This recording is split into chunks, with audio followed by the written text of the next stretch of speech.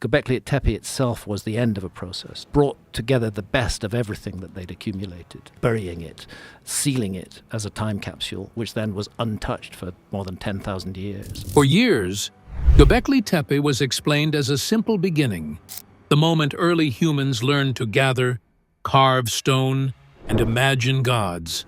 So this is a fox. There's vultures here, there's bear, there's wild boar. It's a leopard hunting one of those wild boars.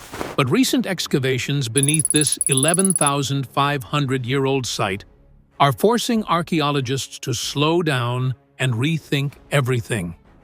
Carved human faces, ritual symbols, and signs of deliberately sealed spaces suggest something far more intentional was happening here.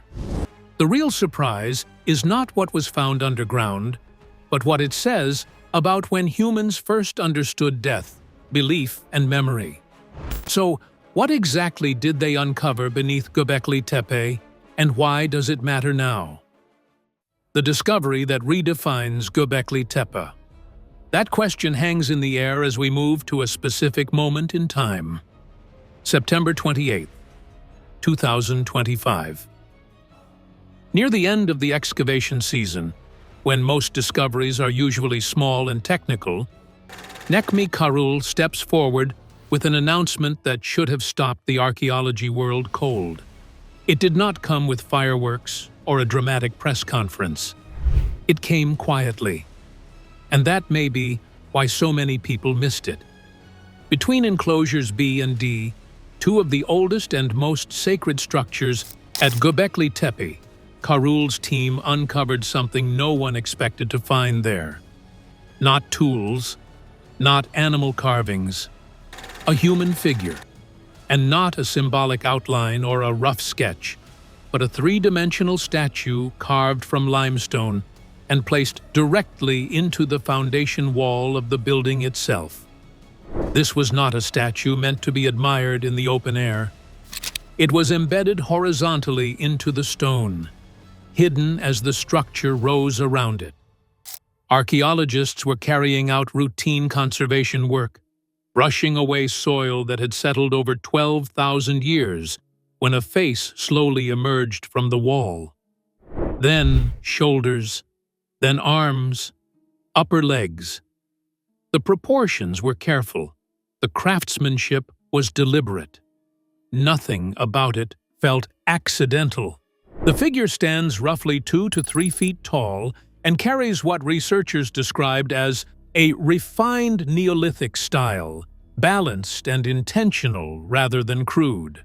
Official statements from Turkish authorities identified it as a votive offering, which is a sacred dedication meant to bind spiritual meaning into the structure itself.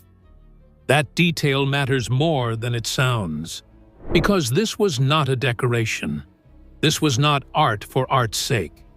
This was a human form built into a sacred wall, sealed away from sight, and left there on purpose. Whoever placed it believed that the presence of a human figure inside the architecture itself carried power. That realization hit fast. Göbekli Tepe was already known as the world's oldest monumental ritual site. But this pushed it into new territory. It suggested that its builders were not only gathering and carving stone, but they were also embedding human identity, memory, or perhaps even the dead directly into their temples. The statue was found during work on Enclosure C, one of the oldest known monumental structures on Earth, in a wall that had not been disturbed since it was sealed more than 120 centuries ago. This was not a later addition. It was part of the original design, and once that sank in, one question refused to go away. If the people of Göbekli Tepe were embedding human figures inside their most sacred buildings, why were they doing it? And were they really the only ones doing this at all? 30 discoveries that proved this wasn't an accident. That question did not linger for long. The answer arrived in late November 2025, when the Turkish Ministry of Culture and Tourism released findings that quietly confirmed what many researchers had already begun to suspect. What happened at Göbekli Tepe was not a one-time ritual.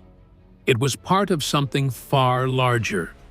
The announcement came through the Taş Tepeler project, a long-running investigation of a dozen interconnected Neolithic sites spread across southeastern Turkey. What they revealed stunned even seasoned archaeologists. 30 previously undocumented discoveries uncovered across multiple locations, all pointing in the same direction.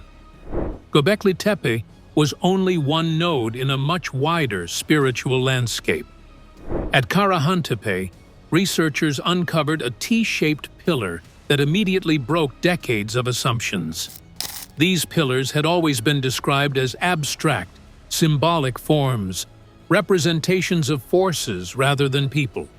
But this one carried a sculpted human face, in full three-dimensional detail: eyes, nose, expression. It was impossible to dismiss. The pillars were not just symbols, they were bodies. Human forms carved into stone and raised upright inside sacred spaces. At Cyberk, another piece of the puzzle surfaced, a small but haunting sculpture known as a death mask. The face is calm, but the mouth appears intentionally sealed, as if stitched shut.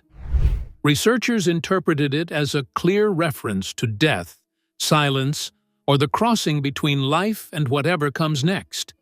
This was not decoration. This was a belief made physical, a message carved into stone about what happens when life ends. Then came Sefertepe. Here, archaeologists found two human faces carved using different relief techniques, suggesting specialized artists working with shared rules. Alongside them was a double-faced bead carved from dark stone, turning in opposite directions at once. Many researchers saw it as a symbol of transition, of standing between worlds, of being both here and elsewhere at the same time. What made these discoveries impossible to ignore was consistency.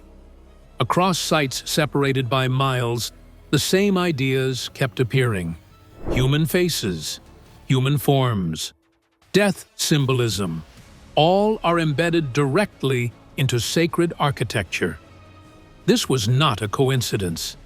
This was coordination. More than 200 researchers from dozens of institutions worked on these findings. The conclusions were cautious but clear. Stone Age communities were not experimenting randomly. They were following a shared spiritual system that treated human identity as something powerful enough to fuse with stone. Which raises a bigger question. If these sites were all speaking the same symbolic language, who taught it? And why did early humans feel such urgency to carve themselves into the places they worshipped? The ritual that predated civilization. Once you see the pattern, it becomes impossible to unsee. Those human figures sealed into walls at Göbekli Tepe are not isolated acts of creativity. They belong to a ritual instinct that would later define the world's greatest civilizations. Except, here's the problem. Göbekli Tepe did it first. Thousands of years first. In much later societies, archaeologists gave this behavior a formal name: foundation deposits. In ancient Egypt, when a temple was dedicated to the gods, priests buried sacred objects beneath its cornerstone: small statues, amulets, and ritual tools. Not to be seen, not to be admired. Their purpose was symbolic: to bind spiritual power into the building itself.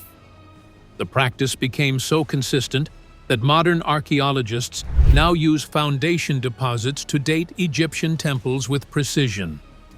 The same idea appears in Mesopotamia. In Sumerian and Akkadian cities, sacred items were sealed inside palace walls and ziggurats during dedication ceremonies. These were not decorations. They were spiritual anchors. In ancient Greece, temple builders followed similar customs, embedding meaningful objects into foundations to consecrate sacred space. These practices are well documented, widely accepted and taught as hallmarks of advanced civilization. But every single one of them appears after Göbekli Tepe. Göbekli Tepe dates to around 11,500 BC. Egypt's foundation deposits appear closer to 3,500 BC. That is an 8,000-year gap, yet the core idea is identical. Humans are embedding meaning, identity, and belief into stone architecture. This is not a coincidence. And it is not some slow evolution of ideas trickling forward. It suggests something far more uncomfortable. The urge to bind human identity to sacred spaces did not come from cities, writing, or agriculture. It came from us. At Göbekli Tepe, people were still hunter-gatherers. There were no kings, no written laws, no armies. Yet they organized themselves well enough to carve massive stone pillars, coordinate labor, and perform complex rituals that merged daily life with sacred practice. Dr. Lee Clare, the lead researcher at the site, describes Göbekli Tepe not as a temple visited occasionally, but as a place where people lived while they built it. Work and worship overlapped. Ritual was not an event. It was a way of life. Think about what that means. The first society capable of monumental construction was not organized around wealth or power. It was organized around belief, around ritual, around meaning. That forces a rethink of what advanced really means. Maybe sophistication is not technology or writing or cities. Maybe it is the ability to understand death, to create symbols, and to lock human memory into stone so it lasts beyond a single lifetime. If people understood this 12,000 years ago, what else have we underestimated about them? And if this level of spiritual thinking existed before civilization itself, what other so-called modern ideas might actually be far older than we ever imagined? Why scholars missed this for 30 years? By now, a fair question starts to feel unavoidable. If Göbekli Tepe was doing all of this so early, so clearly, why did it take 3 decades to notice? The answer is not laziness or ignorance. It is something far more human. A powerful idea, once accepted, can quietly block everything that does not fit inside it. That idea belonged to a man named Klaus Schmidt. When Schmidt arrived at Göbekli Tepe in the mid-1990s, almost no one thought the site mattered. It looked like a mound, a hill shaped by time. Schmidt saw something else. He recognized massive stone pillars beneath the surface and realized they were far older than anyone expected. That alone changed archaeology forever. For that, he deserves real credit. But Schmidt also built a story around what he found. He believed Göbekli Tepe was a ritual site that had been deliberately buried by its builders. Not abandoned, but carefully sealed. A final act. A sacred goodbye. According to this view, the people who built it filled in the enclosures on purpose and walked away, leaving the site frozen in time. For years, that explanation made sense, and because it made sense, it shaped everything. Excavation methods, research questions, interpretations of evidence. Archaeologists were not looking for continuity or daily life. They were looking for closure, for sealing events, for endings. Then Schmidt passed away in 2014. The team that took over inherited a site still full of unanswered questions.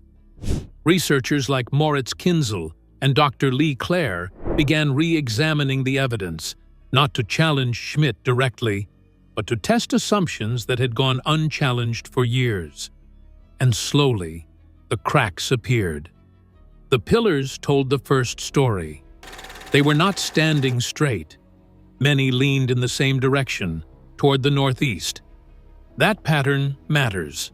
If humans had deliberately buried the structures, The pillars would remain mostly upright, consistent leaning points to earthquakes, natural collapse, not ritual sealing.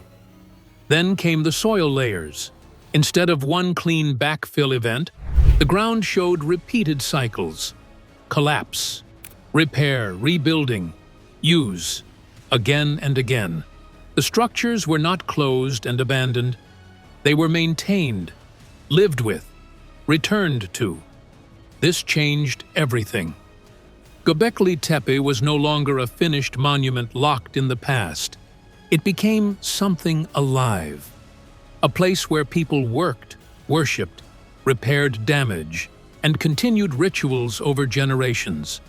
Once that shift happened, other details snapped into focus. The human statue embedded in the wall was not hidden as part of a final burial. It was placed there as part of an ongoing ritual practice. The death imagery was not a symbolic closure. It was a repeated belief. The discoveries had always been there. What was missing was the right question. This is not just a Göbekli Tepe story. It is a lesson about science itself. Evidence does not speak on its own. It answers what we ask of it. For 30 years, archaeologists were asking about endings.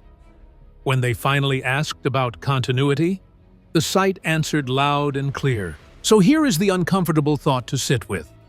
If one of the most important archaeological sites on Earth was misunderstood for decades because of a single dominant idea, how many other sites are we still reading the wrong way? And what happens when the next framework falls apart? The sealed chamber. What's real and what's speculation? At this point, we need to slow the story down for a moment and separate what feels exciting from what is actually true. Because if you have searched Göbekli Tepe lately, your feed probably told you the same dramatic story.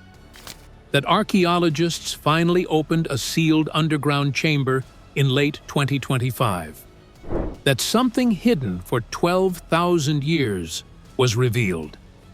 That the truth was finally out. Here is the honest reality. That specific claim does not appear in any official archaeological report, and that distinction matters more than most people realize. What is confirmed is already remarkable. In September 2025, Turkish authorities officially announced the discovery of the human statue embedded in a wall at Göbekli Tepe. That is real. In November 2025, the Taş Tepeler project confirmed dozens of new finds across related sites, involving more than 200 international researchers. That is real. Human faces carved into pillars. Death imagery. A shared sacred language stretching across the region. All documented, all verified.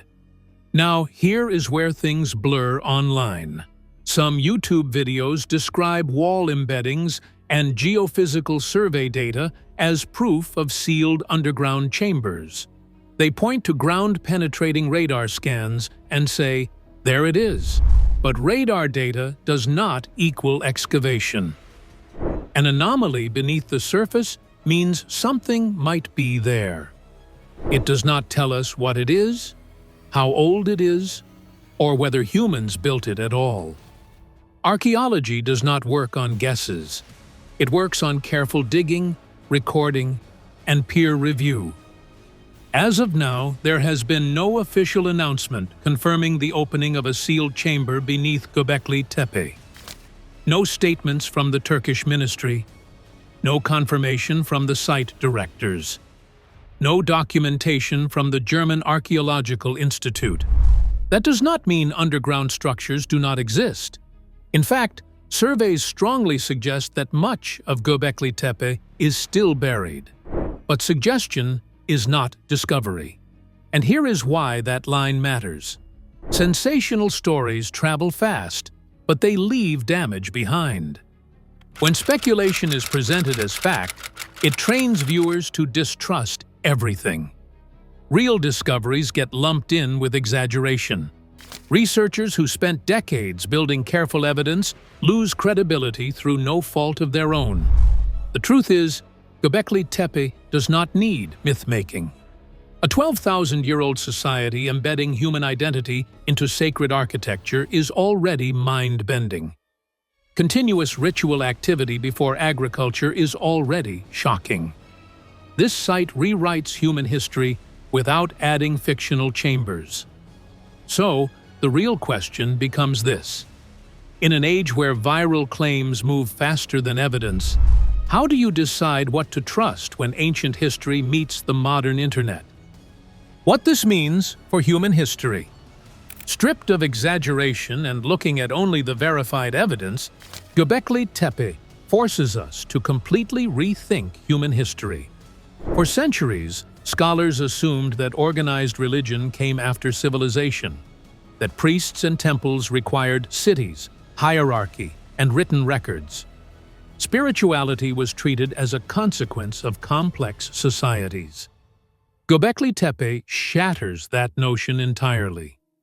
The people who built it were hunter-gatherers. They didn't farm. They didn't have permanent settlements or writing.